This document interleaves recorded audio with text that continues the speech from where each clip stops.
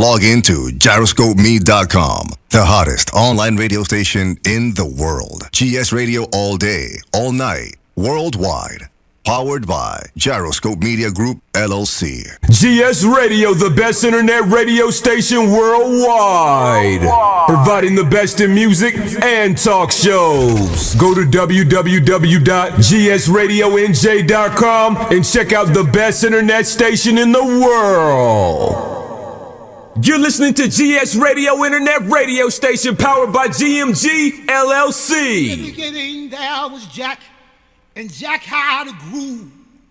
And after a while, a deep sleep fell upon him, and he went looking for a new groove. He began looking for a new nation, and it had to be a soulful nation. And he found it, and it was Soulful House Nation. And he saw a building. It was a tall building. It had 10 stories. And he entered the building and got on the elevator and pushed the 10th floor, but it stopped on the 8th floor. And that's where he found his new groove. And he began to jack and jack and jack and jack. And he knew that this was it. It was Soulful House Nation on the 8th floor. Get ready, get ready, get ready.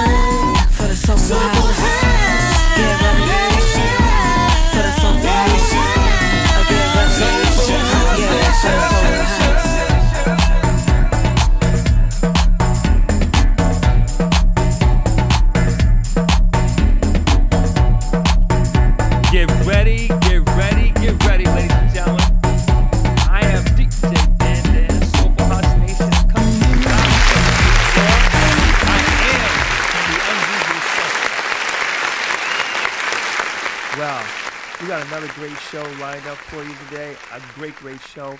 Hey, listen, when you get a minute, go back and check out our last show. We had House the Runway. We had a great lineup. We had Marcus Garrett, House the Runway. We had Dawood Johnson.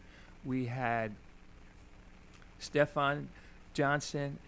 And also we had Cool Lou. So it was a great show. So here's what we want to do.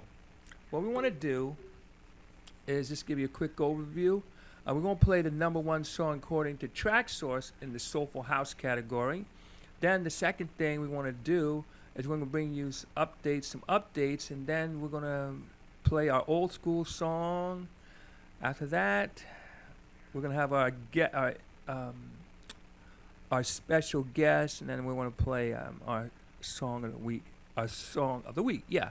So with that said, hey, let's play a little snippet of our song of our number one song according to Track Source in the Soulful House category. But before I do that, I just want to let you know that we are on Facebook, we're on Vimeo, we're on YouTube, We are on Twitter, Twitch, and also on the website as we speak.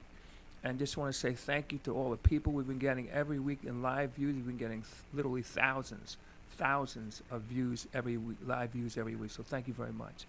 So also want to give a big shout out to Chuck Roberts, who did our introduction.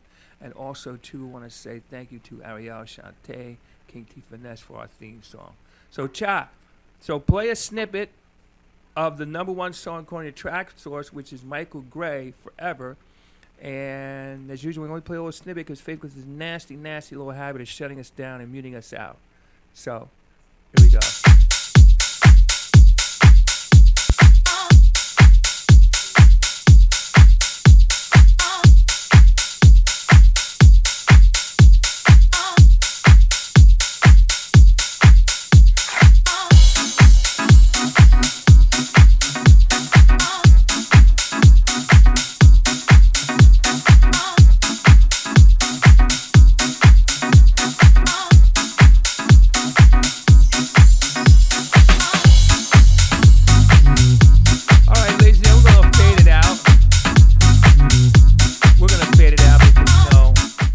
Has this nasty little habit of fading us out, shutting us down, muting us out. I'll get it right. I'm super excited because we're going to have our guest coming out, a special guest, DJ Buzz One. I'm going to say DJ and promoter Buzz One. And it's going to be a really good interview, and I've been super psyched for it, and we're going to talk about it in a little bit. But just a couple little updates on some new music. I want to tell you that you should get the album or however you consume music by Tyla. Now, Tyla is a South African young lady. I think she just turned 22. And she did this big hit called Water. Now, you might say, hey, Dan, wait a minute, that's not house music. In the beginning, it wasn't house music. But, for example, they reinterpreted Water. We had a lot of remixes. I know Ezel, but our own very own Beloved did a remix, which to me, not just because it's Beloved, but just because he put that oomph on it and just made it just so. That's a very, very hot song. So, and she got a new song coming out now. It's coming out now called Truth or Dare, and I'm sure they're gonna house that too. So just listen for this young lady, and let's keep one other thing in mind. Hey, everybody that I know that's in house music came out of, there's three things I find very, very common in this community. Number one, we all have hip-hop in our background, we all have jazz in our background, and we all have R&B in our background. So, watch this make the leap from R&B and pop, and they'll probably do pop versions, Afrobeat versions into house. So Tyla, watch for that. It's Tyla. Watch for that. Then Heidi B has some new music. We interviewed Heidi B out of Finland, about a month or two back, give or take. It was a great interview. Go back and check that out. But she's got new music coming out. And then also Vanessa L. Smith, Smitty Workhorse, has a new album out, just released. I think it was March 22nd. But anyway, I did an interview with her yesterday. We're going to be airing that in a couple of weeks, so watch for that. Plus, we got another surprise for you. On April 8th, we have Jihad Muhammad coming on. So we got a lot of stuff, and we got a lot of other big things coming, and other things that I think you should know about. So, before we move on, I decided to do one other thing too. There's two other things I want to mention. Deep House Magazine. That issue will be coming out shortly. We're not only going to have issues of music, but the founder, George Aiken, is also very interested in community service.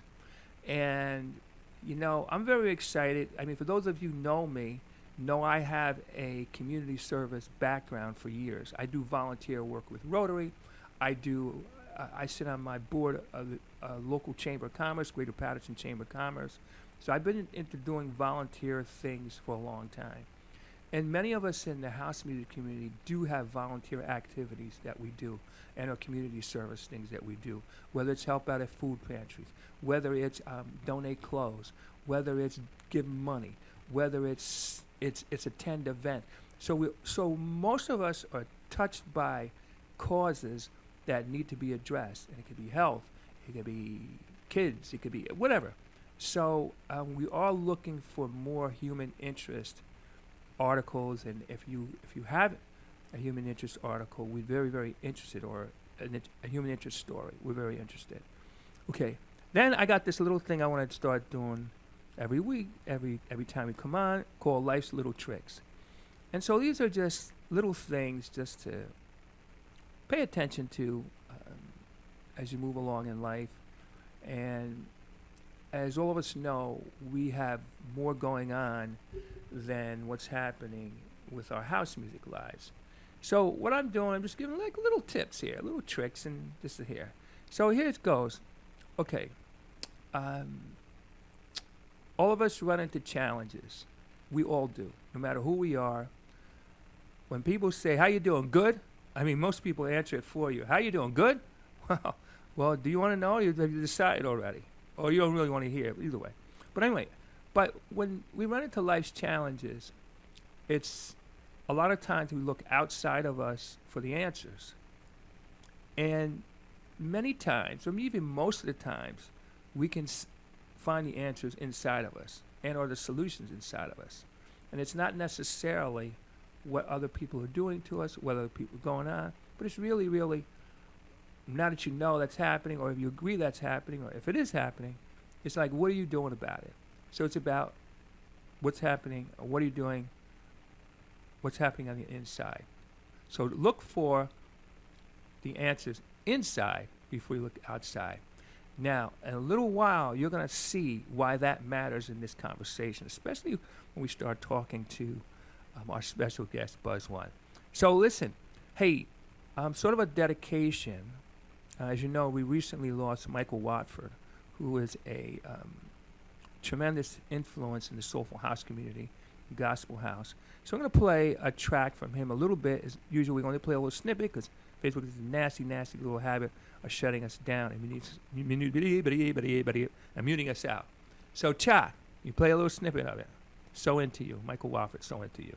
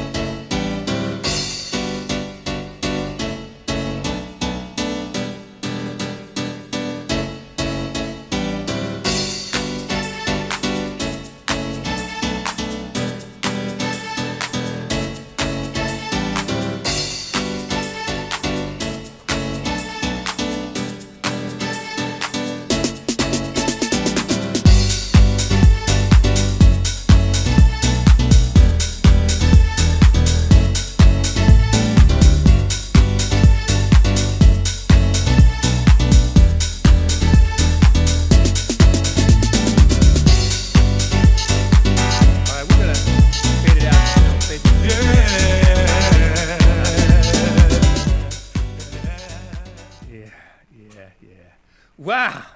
Here's what I've been waiting for. Here's what you've been waiting for. Here's what we've all been waiting for. Our special guest, Buzz One. Ladies and gentlemen, let's give him a round of applause.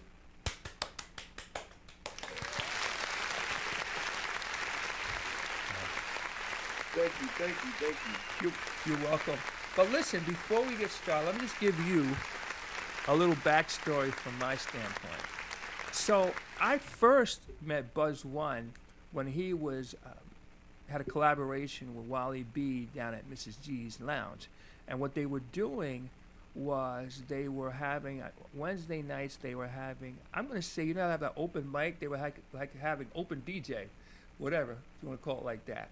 And they would bring in some headliners, but mostly they brought in people who did not really have a platform. I was one of those DJs that got to play one of those nights. And so, COVID kind of shut things down, but he has resurrected and come back with his own new thing here. And we're going to talk about that a little later. But before we get started, Hey, Buzz, tell us a little bit about you so we can meet you, where you're from, background, etc., that kind of stuff like that. Well, I'm a Montclarian. I'm from Montclair, Okay. you know, Mhm. and I it's funny. I've always been into music. I guess I got it from my pops. He Mhm. was always playing music when we was kids, funkadelics, and I was a funk man. Mm. Like by the time I was in second grade, I remember my favorite album back then was Dr. Buzz and the Savannah Band. Oh, okay. Yeah. That was one of the albums he used to play all the time, and I fell in love with that album in Parliament. So I was buying a lot of Bootzilla stuff. I remember I would buy the Bootzilla album just so I can get the shades.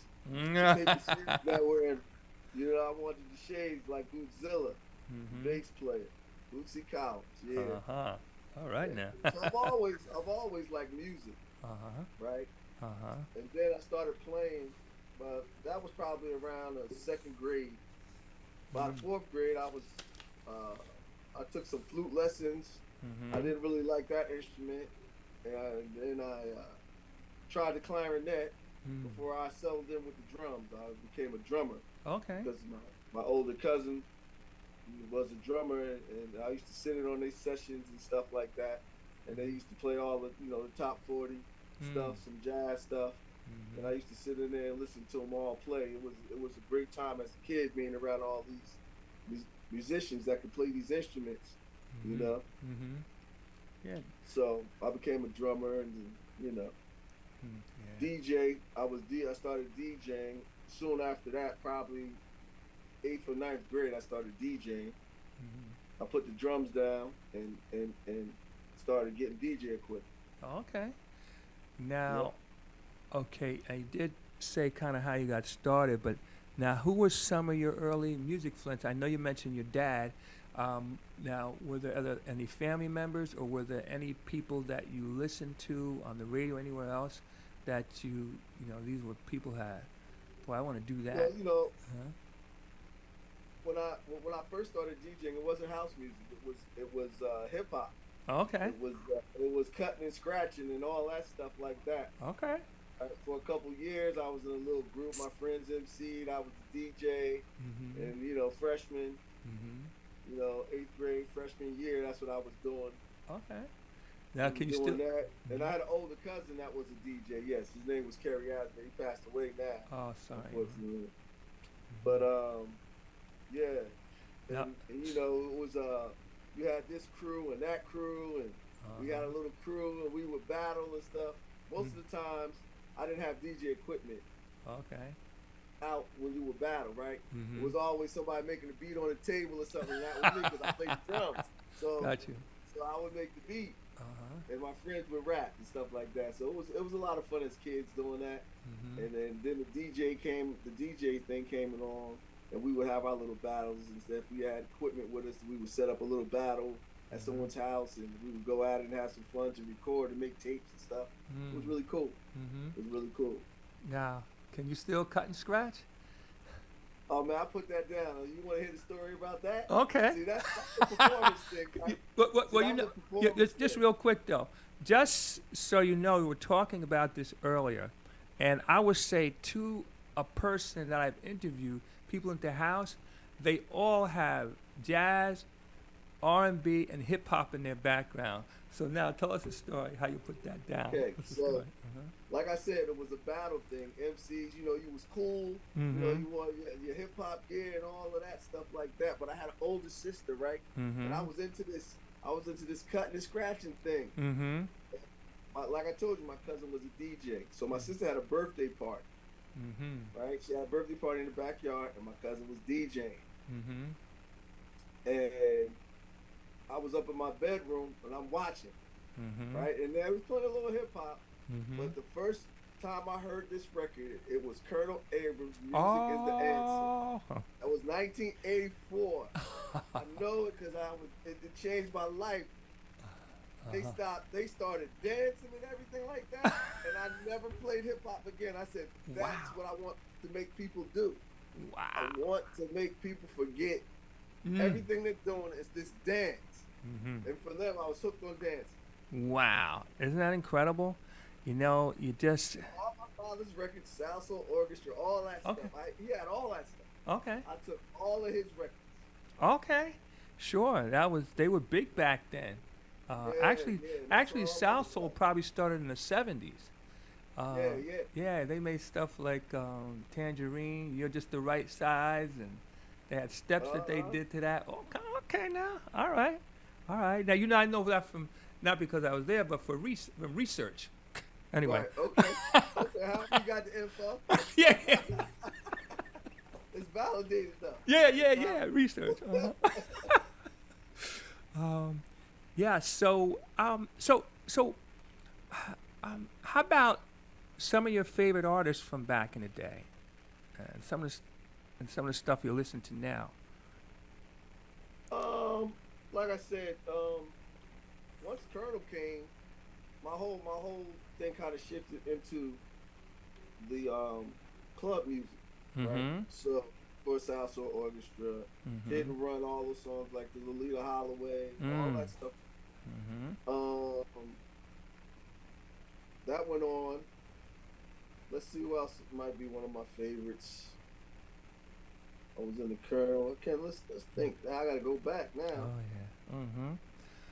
Oh yeah. Jay Williams, Sweat, all that stuff like that was the stuff we were playing back then. You know what I mean? Right. Back Right. then. I remember a couple times my cousin would take me over to New York to Vinyl Mania to get stuff. Oh yeah. It was, you know, import stuff was just coming so fast then. It wasn't. It was just a sound we were more familiar with than an artist. Right. Well, back then too, they were still using words like club music and stuff like that, and then out of the blue, I guess for me it was out of the blue, this term house music came on. I used to be embarrassed to tell you what I thought house music was in the beginning. And I can remember right where I was when somebody said, no, that's not it. I was right in front of the Cheetah Club when I found out what house music was. I know you remember. Was that Thursday or Sunday? What night was it? Thursday. It was Sunday? a Thursday. Thursday night. Yeah. And so I thought house music meant music that you played in the house. I used to be embarrassed to say it, but now, listen. You reach a point in your life and say, well, listen. What can they say? You don't know, you don't know. Right. The terminology, but we all was there. So anyway, after a while, I got it, and I've been flowing and going with it. Now, how about you kind of mentioned when you got the exposure to it, but what made you decide to DJ instead of just listen to the music? Well, it was just like it's what like my older cousin was a DJ. It was cool. Everybody knew him, so you kind of like okay. I wanted to be. I kind of like how he was being. Everybody knew him and stuff like that. So I figured this might be a way for me to become more familiar and more popular with people. Okay. But I always loved music. It was just the direction I wanted to go once I got involved. Gotcha. Now, how about some of your early DJ influences? Well, like I said, I went to Sensations when I was probably a freshman in high school, but I didn't know who the DJ was. Got you. One of my friend's older sisters would take us down there, and we'd go to Sensations, and we'd be in there not knowing how to act, being a kid. Out too late, sleepy, and all that stuff like that. But once I started really started going out, it probably was to the clubs. Was probably my freshman year in college. That's when I really caught the real bug, and I was going to Zans all the time. You couldn't really get into a lot of places. It wasn't a lot of places you wanted to go anyway. I never made it to the garage that people were getting in when they were 16 and stuff like that. But I was 17 getting into the Zans. I don't even know if I'm supposed to tell people that. I think the statute of limitations is passed. You know what I'm saying? Coming back from college with a friend of mine, that was from North. Like I said, I'm from Montclair, so once I went to college and I met a group of people that were familiar with club music, because all of my friends really didn't like house music or club music, as we say, because we were young. But I fell in love with it soon in '84 when I heard Colonel Abrams. But all my friends was listening to BDP and all that stuff. Okay. Now I had an older brother whose friends was into the club music. So once I got into college and stuff like that, then I started going to the clubs. And you know, once you're out of high school, I guess you're not the little brother anymore. You can hang out. You know, so they started taking me places too. You know, but it was mostly Zanzibar, and then you know, little years later, I like the dance thing. Gotcha. You know what I mean? So through college, I was going to Kilimanjaro, the Red Zone in New York, and stuff like that with one of my brother's friends that would want to go. He would call me, and I'd be like, "Yeah, let's go." You know? Gotcha. So it was, you know, dancing circles and all that stuff. I was doing that in college when I was supposed to be in class. But I was in New York. You know, I fell in love with that music, man, and it moved me, it touched me. Yeah, you know, I just need to tell you too, from a DJ standpoint, there's a whole different thing that goes with that regarding the music. And you know, I was talking with a DJ buddy of mine yesterday, and we were talking, and like over the years, because I've been in the game for many moons, I'm gonna put it that way. And over the year, I mean, I played in nightclubs, bars, I mean, real discotheques, like with, you know, hundreds and sometimes 1,000 people. And and I played in nightclubs, go-go bars, all kind of places like that. Plus, you know, now I do all mobile. I do quite a few mobile parties every year. But you know, the one thing, you get paid, but the one thing you never get tired of is somebody said they enjoyed what you did, and or you can see that crowd is having a good time. You just never, ever lose like that. It, Huh? There's nothing like it. Now, I play sports too. I play football and basketball and all that stuff. And you know what it is? When you feel the appreciation from the people, no matter what it is you do. Right. No matter what it is you do. Maybe that's it. That feeling of appreciation, because it goes so far in between that you feel it. Yep. Right? Okay. You know, a lot of people don't, most people in life go through life feeling underappreciated. Right. You know, that's a very good point.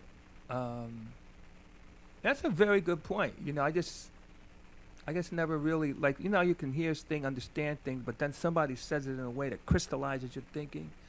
That's absolutely right. You want to feel appreciated. You want to feel loved. You want to feel like, hey. You want to be, you know, thought of and thought that you did something nice for someone. Right. You know what I mean?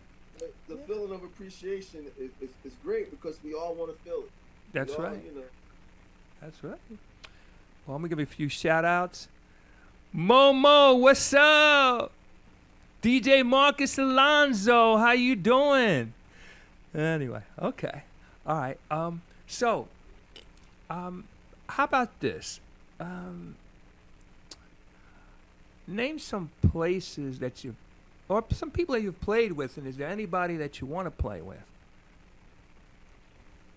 There's a lot of people I want to play with. Okay. I would love to play with, you know, anybody. Anybody wants to play. You know, I don't have anybody that wants to play. I want to play with them. You know, want to play with me. I want to play with you. There's some people.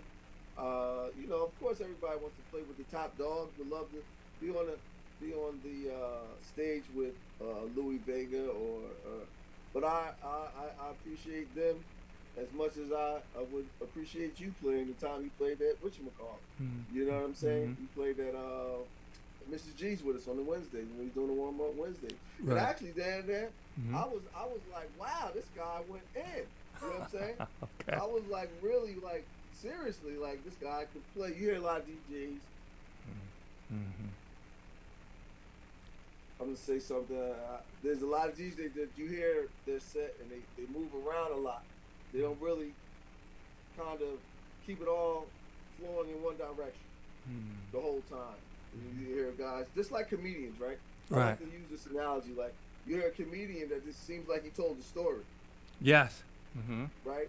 then you hear comedians that just tell like punchline after punchline. Mm-hmm. It's a difference. It's a difference in the comedian style, Right. right? Mm-hmm. Right. And it's to people's preference. Mm-hmm. So, and I say that to say that you played a very excellent set. It was very smooth through transitions and rhythms and stuff, and didn't seem like it was staggered. It seemed like it was really, really well put together. That's all I wanted to say. Thank you. Thank you. Well, I mean, I know a lot of DJs say they just go in and they just do whatever they do. I mean, to the extent I can, I plan my sets. I think my sets through. But now, for example, if I have an hour set, I have at least 2 to 3 hours worth of music that I could play in that set, and then plus I can always go outside of it. That's so because sometimes you get there and you realize that the way you're hitting is not hitting, and then you gotta be flexible enough to change up. But again, I know I hear a lot of people say they just do it. Listen, if you blindfolded me and put me on, I could do it.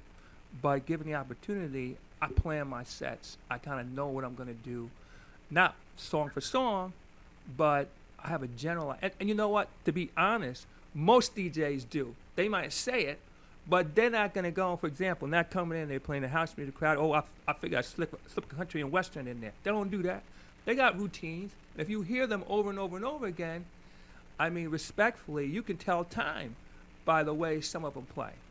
And that's not a bad thing, because it's easier to get a new audience than it is to get a new story. Anyway, that's enough whole thing there. Well, so, but thank you. I agree. Don't agree. I don't really, me per se. I mean, there's nothing wrong with what you do and how you do it. Mm-hmm. What I like to do is establish a connection. Mm-hmm. Somehow, I don't know how I do it.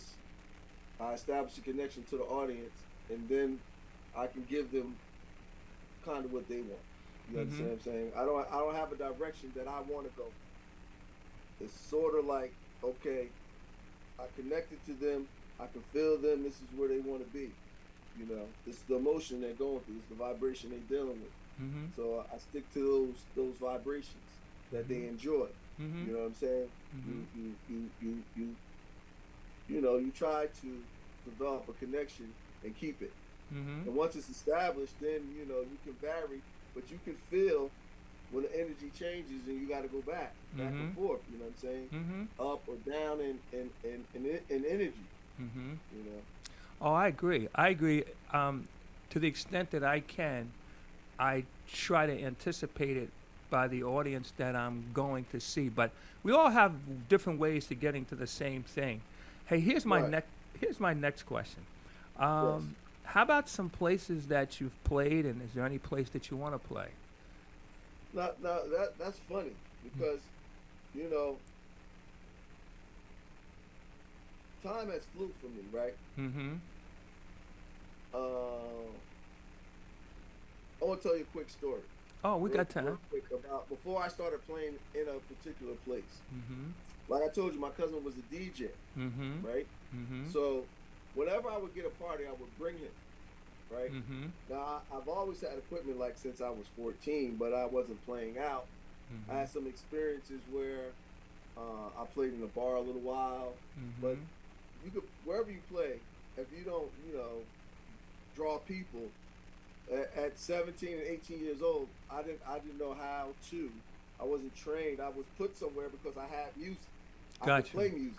Mm-hmm. You understand what I'm saying? But I didn't know how to draw people. That's a whole nother thing, right? Oh yeah, we're gonna talk about that.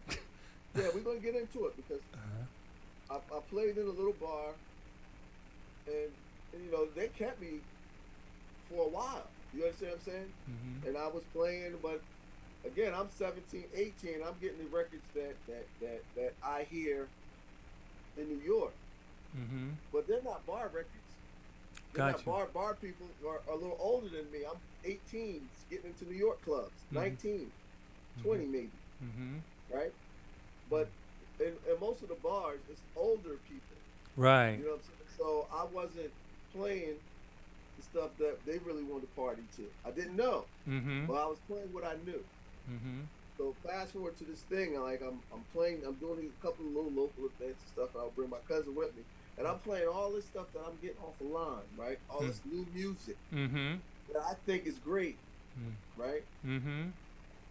The people weren't connected to that music. But my cousin would come and play like this, and all the bar stuff, regular, basic stuff, and they would go crazy. Right.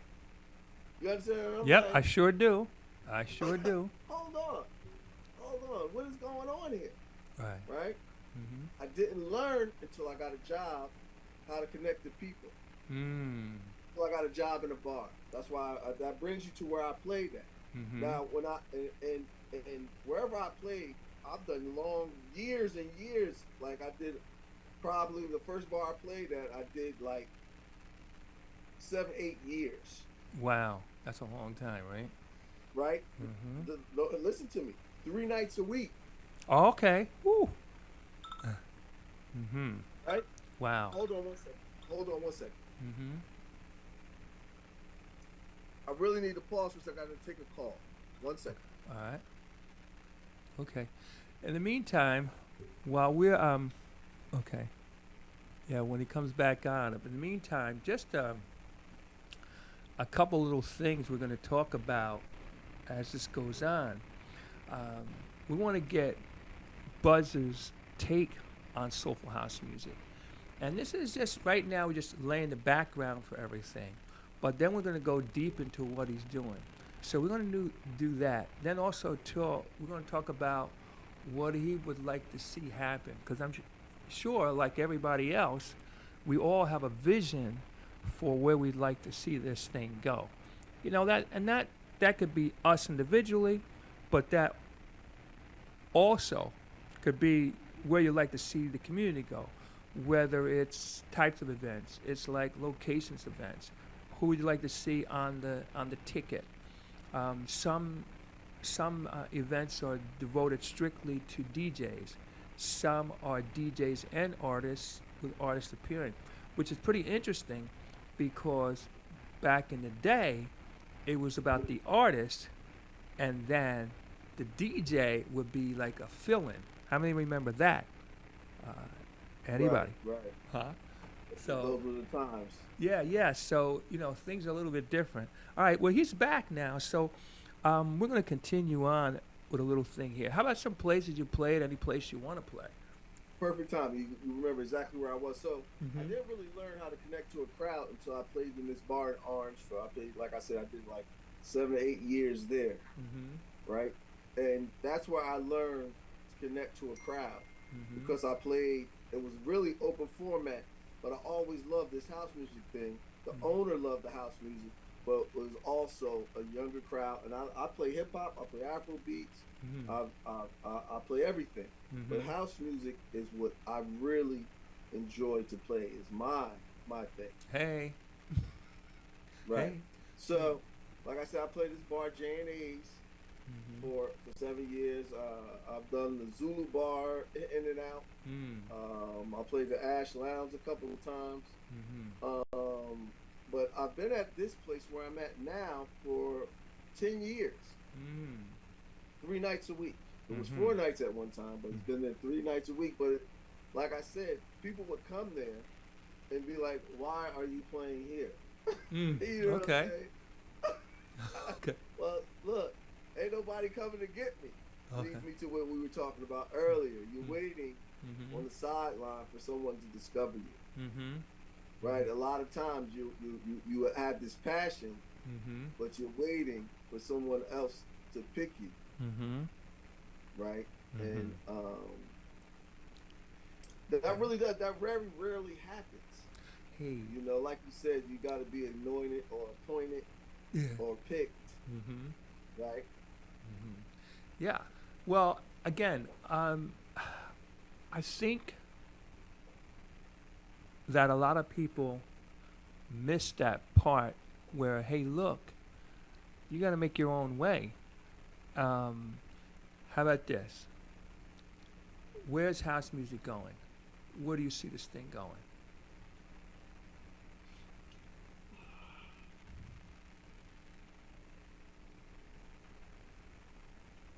I think it the name has changed, right?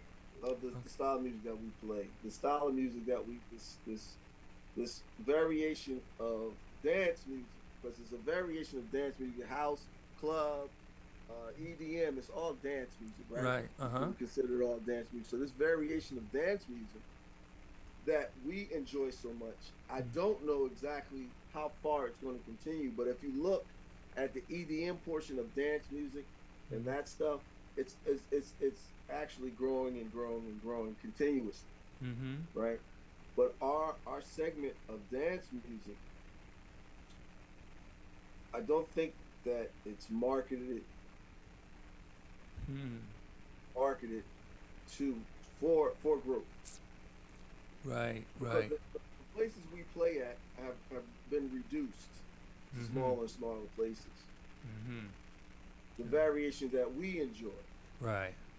Of dance music. Right. You know, all good points, Buzz. You know, we're going to talk about it a little bit later, but this is a business. and for the most part, most business people would want an audience that they have no trouble with, that comes to have a good time, they can get into the music, and here's a big one, spend money. And I've talked to so many different people who have said, hey, that's one of the main challenges with this thing here. It's low money and no money. And I was talking to Vanessa yesterday, and I did an interview with her. By the way, that's coming. And people have no problem spending, I don't know, $500 on an evening with Patti LaBelle. That was just a name that popped in the head. And rightfully so. But think about this. You got 2 decent tickets, and you're going with you, your wife, your spouse, significant other, etc. You're at a couple $100 right out the door. Okay, then if you go get your hair done, I don't know how much it costs that to get that done. If you do something special, if you go out and get a new outfit, that's money. If you got to pay, if you go and say to New York, you got tolls, of course gas, and then depending on where you go in New York, you got parking. Then if you decide to go out for dinner after that, I mean, that's got to be minimum $100, you know, especially if you include drinks with it. And, you know, when you look at all that, and that's for maybe a 3-hour show, well, house music, it starts at 12 o'clock many times. It doesn't end until 8 or 9 o'clock at night. And people have a problem and get upset about paying 10 or 20 bucks. I mean, and then if you talk to a lot of the artists and the producers, I guess maybe this audience is past the point where they buy music. Whereas, let's say, go back to EDM, for example, it's growing. Look at their demographic. Their demographic is totally different. And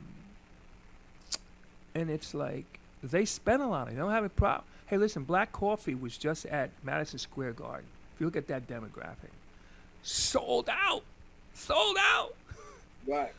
Plus, I'm not sure, but I think they added another show. You know, but let's go back to the marketing. Like you mentioned, the marketing dollars aren't there. Most of us are running this out of Hip National Bank. You agree? Yes, exactly. That's the first time I heard that term. Right out of your own pocket, right? That's right. Your hip pocket, nice. That's right. So, anyway. For sure. How about this? What would you like to see happen?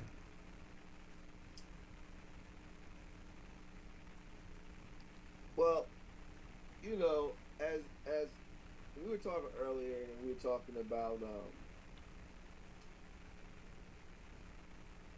I don't know, man, maybe a little more unity with everybody. Got you. Involved in this thing. Got you. You know, that we love. And it's strange, right? We were talking about, you know, trying to get a break, and I was saying that waiting for someone to discover me, right? I was playing in this place, for 10 years, man. I was playing in this place, and I was, knocking on doors, giving out CDs, and like you said, like we all talked about, we all heard it. The usual suspects were, and rightfully so, they're the usual suspects because they are proven that when they come out to play, that people come to him, right? But I believed in myself enough to not get discouraged and keep going. Like I said, I played in this place for 10 years, man. I played in the lodge for 10 years. And, I survived that place by, people who had birthday parties, friends who had birthday parties would come and have the party with me, and their friends would want to do a birthday party. They would hear and so come and support me and have a birthday party there. I survived that, right? You had Elevations was doing house music, right? Club Marlowe's was doing their version of house music and hip hop and reggae. They, their thing, right? So there was no place. Everybody already had a place where they like to go. Right. Right. So I had this place, and what happened is COVID came. Like you said, we were at Mrs. G's when COVID first came. We had a party there, and we had maybe one or two. Once that COVID thing we shut down, everybody kind of stopped moving. Elevations was going. I think everybody was somewhere doing something. Right. And people were already on board of doing what they like to do, going where they like to go. It was easy. It was convenient. It was what they knew. People kind of stick to what they know. Right. What they like. They don't want to take a chance. They don't want to take a chance at spending $10, like you said, to come somewhere. Or even if it's free, then you get the mindset if it's free, it can't be worth anything, right? Right. If he's not charging, it can't. He must suck, right? So like I said, everybody was going where they want. You had your Hodge party, and he's probably the top dog here in our circle here in Jersey, right? Right. So he had his party. Elevations had his party. I mean, then you had Stephen Davis and Mr. East and Quad, and they had their variation of what they did, and everybody was where they were, and it was working. But when COVID came, it kind of wiped the board clean, and I kind of jumped out in front and got a head start on people. Right? And people they needed somewhere to go. And if not for COVID, right, it'll probably be the same thing. I wouldn't have anybody coming to my place. Right. But because I jumped out first, and they needed a place to come to release the pain, the stress, the things they're going through. It's like a family, man. You know what I'm saying? And they found out that there is another DJ out here. He's here. Right. People, you know what I'm saying? People, come over here, check this out. I found a place. It's okay. It's all right to come here. And most importantly, right, a lot of times what happens is we find a place, but the establishment gets tired of what's happening, right? Because if it's a certain type of party, like versus Stephen Davis party, that's a different party. That's a different dance party than like semi-underground party. It's not really deep house, but it's house music. Right. It's not like what Quad does because he already had that. It's more like Elevations, but Elevations disappeared. So now I popped up with a place for people to come. And like I said, when you travel around and people throw these parties, and they might throw a few parties in there before the establishment's like, well, it's a business. I'm not making the type of money I need to make here. You guys have to try this somewhere else. My establishment has been supportive of it, which is really important. And the only way we're able to have a place consistently, because it's based on consistency. Right. Just from what I've seen, and somebody has to tell me if I missed it, in terms of our circle for the most part, I see you, I see Tony Green, I see Steve Davis, Chillax, and that group, Frankie Vibe, and I see those teams, organizations, groups. I see them and Qua are very consistent in terms of going their own direction, and they don't necessarily pop up on all the festivals and this and that, but they have a crowd that follows them, which leads me to the next thing is what you're doing the White House, and tell everybody the name of the event and why you picked that name. And before you do that, tell us how you got the name Buzz One. Go ahead. Okay. You know, my nickname's been Buzzard my whole life. As a kid, they called me Buzzard. Okay. So all right. it's gotten shortened to Buzz. Okay. All right. And you know, you kick around different things, and a name was important. It wasn't. I kind of like Buzz. Somebody gave me Buzz One. I started using it, but Buzz is really comfortable for me. You know what I'm saying? Because that's what I've been called most of my life is Buzz. You know what I'm saying? Mm-hmm. So that's how I got to that. The one was added on. You know, I was Buzz One the messenger, right? Okay. Because I thought that you needed, maybe if I had a really cool name, they'll come hear me. Hey, it's business. Maybe if I had a cool name, that'd make a difference. So that didn't work either. Okay. Testing. 1, 2. So Buzz, everybody calls me Buzz. Everybody just calls me Buzz. Okay. Let me give a few shout outs here. DJ Dell, what's up? Mr. Fuquan, thanks for joining us. Rasul, how you doing? Oh my goodness, all these great people that came out to see you. Marcus Garrett, House the Runway is in the house. And of course, I said earlier, Keisha's in the house. Anyway, all right. Okay, so let's talk about the name of your event. It's called Energy Exchange. How did that come about? What's the meaning behind that? And you say dance with us. Energy exchange is the energy that's exchanged between dancers, DJs, dancers to other dancers, and the energy they give back to me as a DJ or any other DJ you get. So we just keep feeding off each other. You know what I'm saying?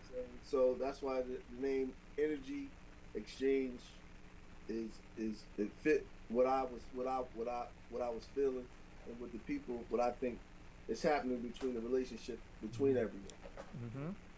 Okay.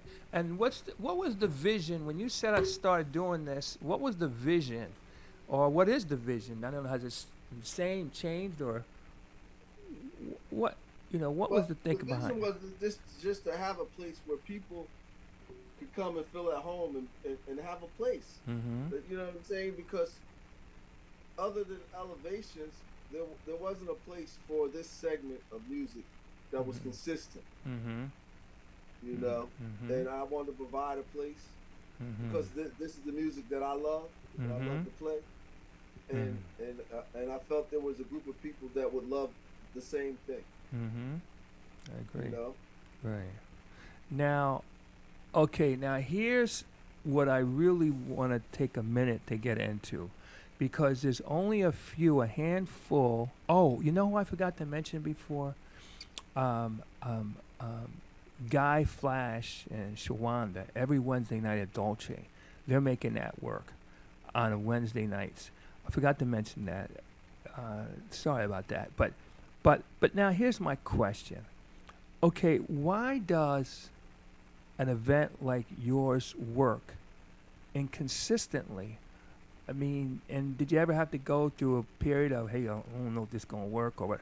I mean, why does it work and it works and it works and it works and it works versus so many other venues, events where Just getting one off the ground could be a challenge. What's the secret sauce here?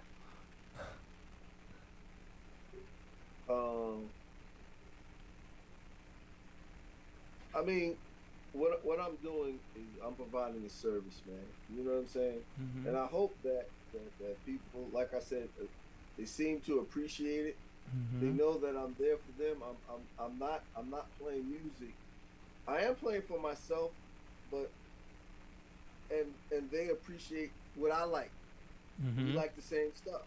Mm-hmm. You know what I'm saying? Like I said, that's the only way it works. Like, I mean, and it's supported to keep the consistency. The establishment supports us doing it, Mm-hmm. and it just clicked, man. Mm-hmm. I wish I could tell you what it was the secret sauce. Mm-hmm. Look, I could say, yeah, I'm the baddest DJ ever born in the planet, but that's not the case, man. Mm-hmm. That's really not the case. We're all good at what we do. You understand what I'm saying? We all have a passion for it. Mm-hmm. What it is that the people needed something, and I provided it at the time when it was needed, and I keep trying to provide it. You know, this is the funny thing. Like you hear a lot of people say, you know, he trying to steal my crowd, right? You ever heard that term? Forgive me for laughing. He trying to take my people and all that, but these people don't belong to me, man. They belong to house music. There's a house music community. That's what it's called. Mm-hmm. You understand what I'm saying? Mm-hmm. I'm just a contributor to that Right. in the house music community. I don't own it. I just contribute my little portion, my little speck. If the broaden it as big as it is, man, I'm not even a atom in this thing of house music. Mm-hmm. You understand what I'm saying? Mm-hmm. And the segment of people that come, I appreciate them. They appreciate me, Mm-hmm. and I know how it works. It's the music that they love. Mm-hmm. You know, and I tell any DJ that I can that if you love this thing, you got to get out there. You can't sit back and wait for anybody. Mm-hmm. You got to get out there. You got to constantly be in somebody's face, because I guarantee you, right? Mm-hmm. If Timmy, all these people stop playing, it would not stop. People would still be dancing. Mm. You understand what I'm saying? Mm-hmm. The next man up, just like anything else. The next man up. Who's doing it now? You understand what I'm saying? Uh-huh. That's right. They belong to this music. Right. And I laugh at people that they think that they own some people. Right. Right. That's absurd. Uh-huh. To think that you're the greatest and that they belong to you. You understand what I'm saying? Right. Oh, yeah. Wow. You know, that's very, very powerful. They don't belong to you. But you know what? Think about this too. All right. So I did an informal survey. This is going back a couple years, but the number could be less, more, but still not make that much of a difference. And I did a survey and I found out there was 100. I live in Patterson. I'm born and raised in Patterson. Yeah, Patterson. Anyway, hey Linda, how you doing? All the way from Pittsburgh. Anyway, and you know, I found out within 25 miles of Patterson, there's 175,000 people into house music. Now, let's pretend for a minute you had 10,000 people come out to your event. There's more people. There's a lot more, right? So, I mean, for the most part, we don't get 10,000 people come out to our events. So there's a lot more people. And again, I believe you're absolutely right. It's like, it's not that you don't own people. In other words, it's like going back again. You're hitting nails on the head. It's the service. It's like, is your service what people are checking for? And if the answer is yes, they'll come out. And if it's not, you know, all things being equal, they won't. It's very simple. So as a DJ, you can have a thought. And for those of you who've heard me say this before, act like it's the first time you ever heard it, okay? For those who, you know, if you DJ, you might have a pretty good idea that a particular song is going to work, and you know for the most part what's going to work, what's not going to work. But you really don't know until you play the track. Because a song that was hot today, maybe 6 months down the road, 7 months down the road, people have said, well, it's okay. It's like when you hear a joke. The first time it's hilarious. The second time you hear it, after a while you heard it 10, 12 times, you know the punchline, and yeah, it's like, well, So so there's got to be a newness and freshness about it. I don't know, what are your thoughts, because you keep providing the service, and how do you keep it fresh? How do you keep it moving? How do you get them coming out week after week? I mean, like you said, it's a lot of variables, man. Mm-hmm. You understand what I'm saying? And what happens is, when we become creatures of habit now, right? Mm-hmm. Once you find something you like, you like a certain way the guy that diner makes your eggs, so you go, right? Uh-huh. You know what I mean? You sit down, it's like cheers, you know what I mean? Uh-huh. They know your drink already. You know what I'm saying? You sit down, your drink's ready for you. Oh, okay. You understand what I'm saying? Uh-huh. The chairs here, nobody sits in your chair. You go there, nobody sits in your seat. You understand what I'm saying? Yes. It's like home now. I get it. You know, it's no matter if I go somewhere else and I don't like it, I'm heading right over there to get exactly what I want. Got you. You know. They're comfortable. They know what they're getting, and it's a good service. Mm-hmm. And it's a vibe, man. It's a vibe that people like. I like it, and people love it, man. So they come. You know.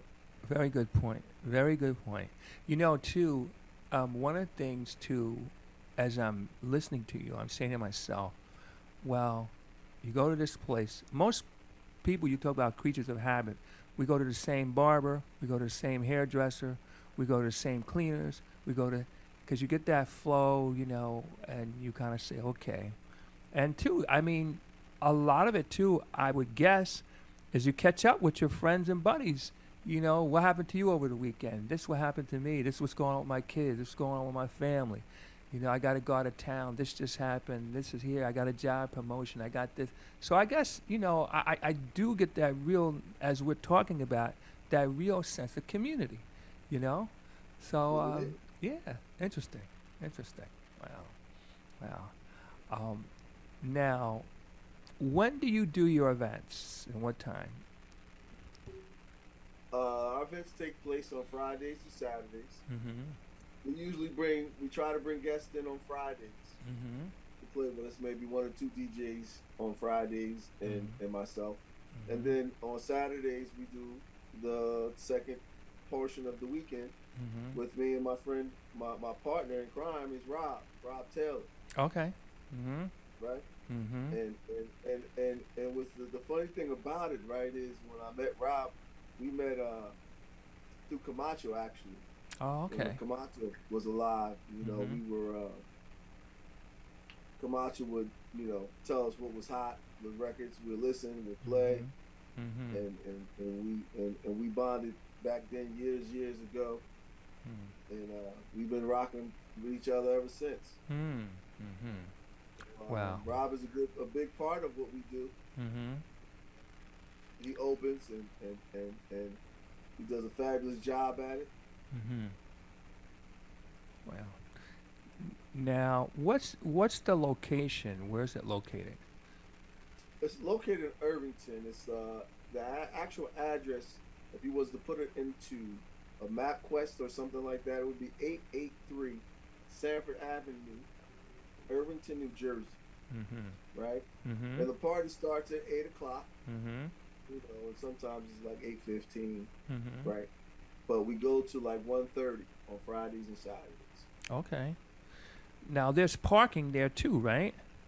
Absolutely. Absolutely. It's a parking lot, which is a big plus. Right. In any location. Oh, without a doubt. Without a doubt. Yeah. And like I like to put on my flyers, the parking is free. It's not a charge for parking. Right. Right. You know, I remember I had to pay for parking when I used to go to brokers. They used to charge $3 to park in the parking lot. Mm-hmm. But you knew that your car was nothing was gonna happen to your car. Right. Right. Right. So $3 was worth it. Mm-hmm. So we got free parking. We also put out a light buffet for while it lasts. Mm-hmm. Of chicken and salad, and people love that portion of the evening too. Mm-hmm. Right, and accompanied with good music. Mm-hmm. Mm-hmm. Yeah. DJ Bilal, what's up? Yes. Momo says there's parking and fried chicken. That's all good. See that? Almost been there. I know. Matter of fact, she was just there. Shonda T was there just last week, I think it was, something like that. Yeah. Yeah. Mm-hmm. Early March. Yep. Early March. Okay. Now, how about this? Can you share what's coming soon and when? I mean, can you share? So, what is happening? You know, like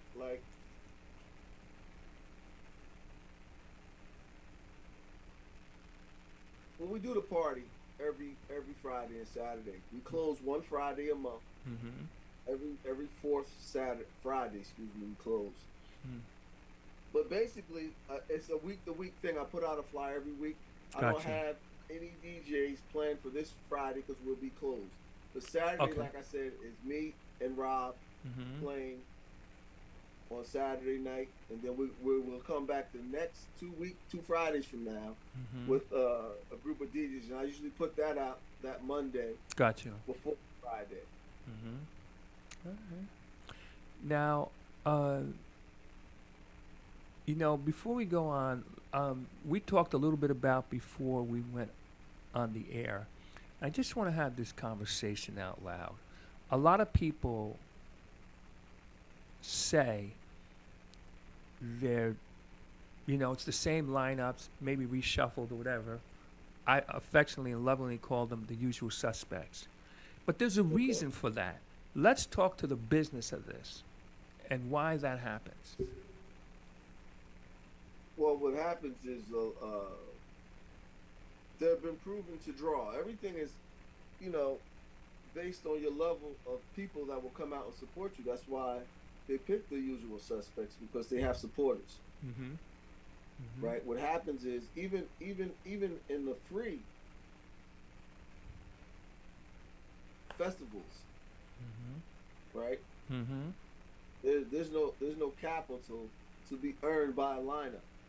They still make the lineup, right? Because I guess they want to draw the most people, right? All right. So that they wanted to say I have 10,000 people at this event I just planned, Right. versus if they put not use the usual suspects as you refer to them. You know, but I for the festivals, I think it's a little different though. But nobody really, like I did a festival, right? And I didn't use any of the usual suspects, right? And it was okay. It was all right. Right. Myself, I'm not part of that usual suspects.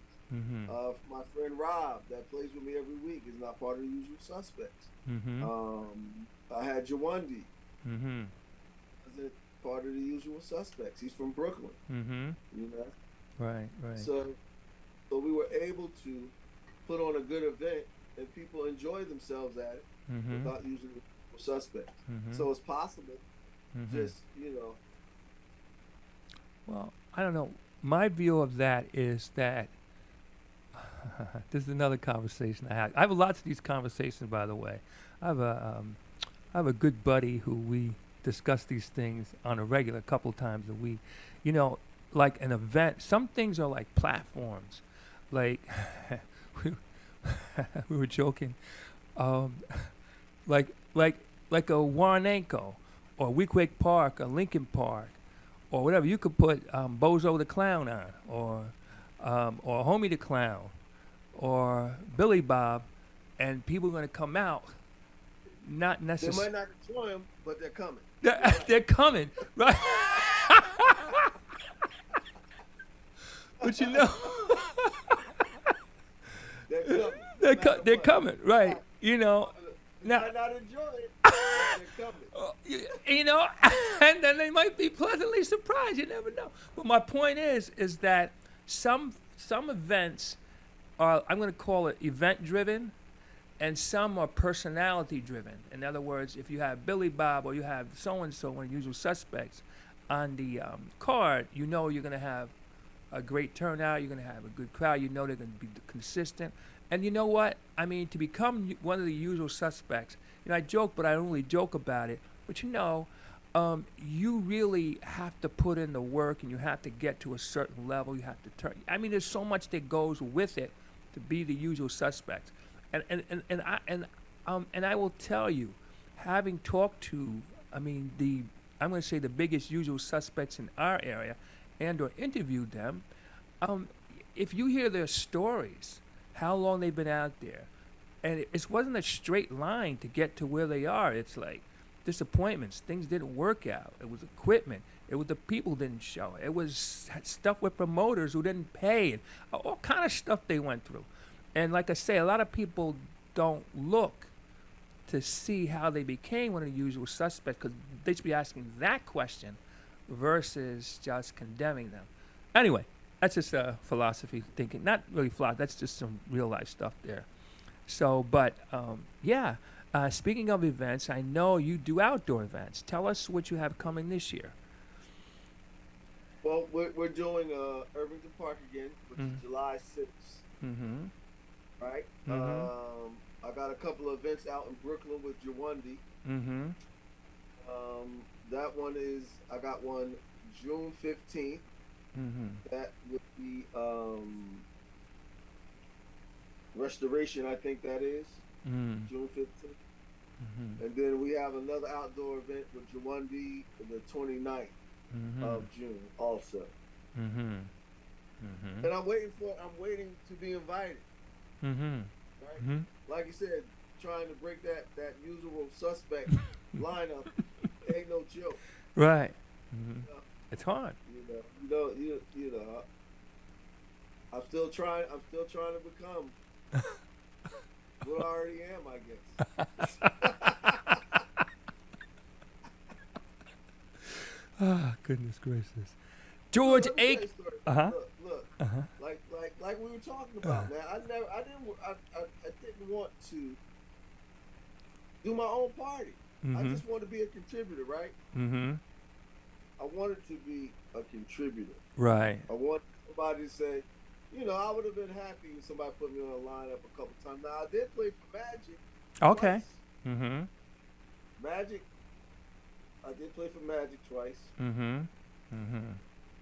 Once before I had my own party started, and then once after. Mm-hmm. You know what I'm saying? So once I had a party started, he must have, gave me a shot, whatever, and knew that I had an opportunity. He gave me an opportunity, which was great. Mm-hmm. But let me say, with these opportunities, right? It's whatever opportunity, it doesn't grant you access to people. Mm-hmm. Okay. Because Speak on it. A lot of people think if I could just get on Magic's, if I could just get on so-and-so's, if I could just get on a lineup, right?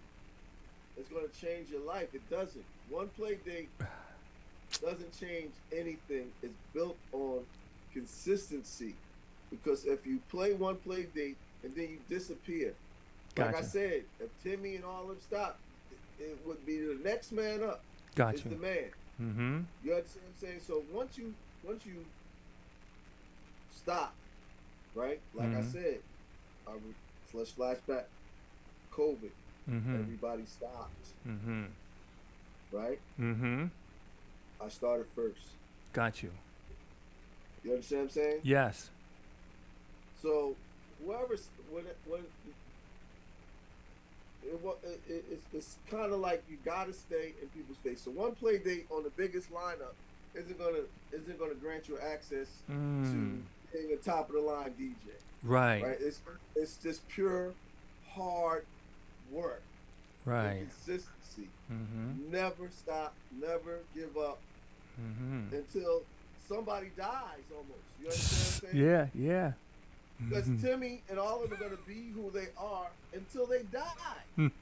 Right, right. Right. Yeah. If you Yeah. can just stay alive long enough, that's when it'll happen. Not until then. You understand what I'm saying? It's not going to be a big shift or any of that Right. in this thing. Right. Right. Well, I hope everybody hears that. You know what? I just had a thought. Maybe you should, I don't know, put banana peels on their steps or something like that, or I don't know. That's how in plays they hope the person breaks their legs and gets shot. What do they call that person? The backup person. Yeah. Yeah, But well, you know what?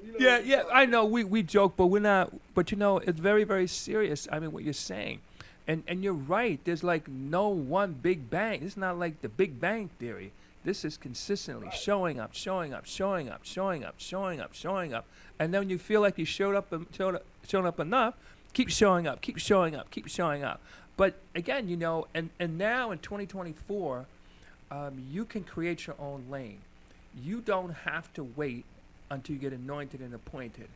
You don't have to wait till someone decides that, hey, listen, we're going to let you in on this floor. You can go to another building. Listen, you have multiple ways. If you want to play, hey, listen, you can do your own event. Let's say you can't afford to do your own event. Maybe you can partner up with some people. Hey, maybe you can't partner with some people. You can play from your bedroom. You can play. So there's nothing. I'm not saying it's easy. I don't want to sound like that at all, but I'm saying the biggest challenge you have, and this is why I was saying in the beginning when I start like Life's Little Tricks, is that before you start saying somebody's stopping me, they don't want me to do this, and they think, no. Look inside and say, hey, what should I do? You understand that? What should I do? Okay, That's so you're doing a buzz dip, huh? Mm-hmm. That's the only thing you can do. Yeah. I mean, why should I not play? I got something to give. I got something to say. I got a message. I got a point of view. Why shouldn't I give that subject to what I think? I'm my own yes. Not Billy Bob's going to decide who and when and how and when you get. No, forget that. Create your own platform. Anyway, let me get off my soapbox for a minute. Sorry about that. But no, I'm glad you mentioned that because now check this thing here, right? Mm-hmm. It's very serious and very competitive, right? Mm-hmm.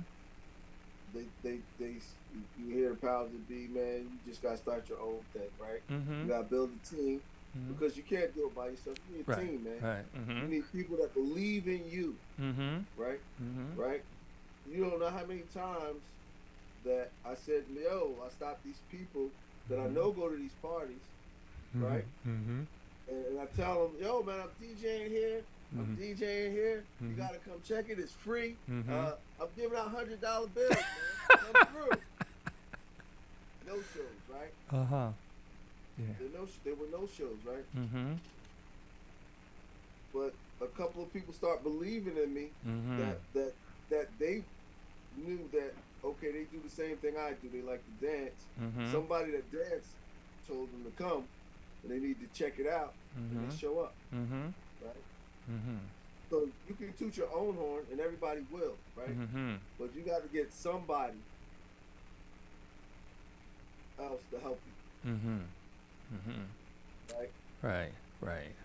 Very Lead powerful. me to this, right? I'm gonna say this, and I'm gonna say this, Dan, and it saddens me, right? That I have a lot of friends that play music, right? And we and I'm sure it happens in every aspect of sports and everything, right? Where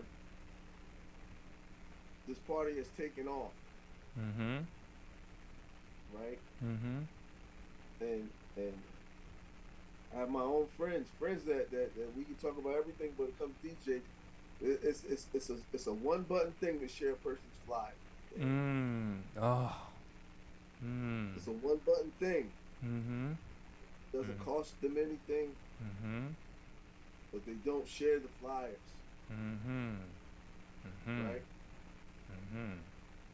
And it saddens me that something as simple as that doesn't happen. So, I have a friend who we've been friends for many, many moons. I call him DJ Non-Support. I got a name for him, DJ Non-Support. And I got to tell you something too, Buzz, and I'm sure you'll agree with this. A lot of times, the people who the people who check for you, support you, are not the ones that you imagine would and should. That's the reality of it. See, so I'm sure, and it happens in sports, right? Like, so your friends on the block and everything, y'all hanging out, y'all playing on the team together, but you start working out, you start lifting weights, and they're like, why you doing all that, man? And then you start advancing, and they're like, yo, you think you all that. Oh, yeah. Man, I'm just trying to do something here. I'm really trying to commit myself to something here. You understand what I'm saying? Yeah. Momo said, you have to have the courage to ask for help. That's important. That's true. That's true. And some people will say yes, some people will say no, some people won't answer you, some people will say yes and don't do it. And that's just the nature of this beast. So that's reality. So, you do... I kind of don't agree with that, right? Because if I seen a friend right, on the side of the road, not riding by, you know, I have to say, yo, stop. Got you. Yo, you all right? How can I help you? Got you. Well, listen. Some will, some won't, some do, some don't. It seems like more, some ain't.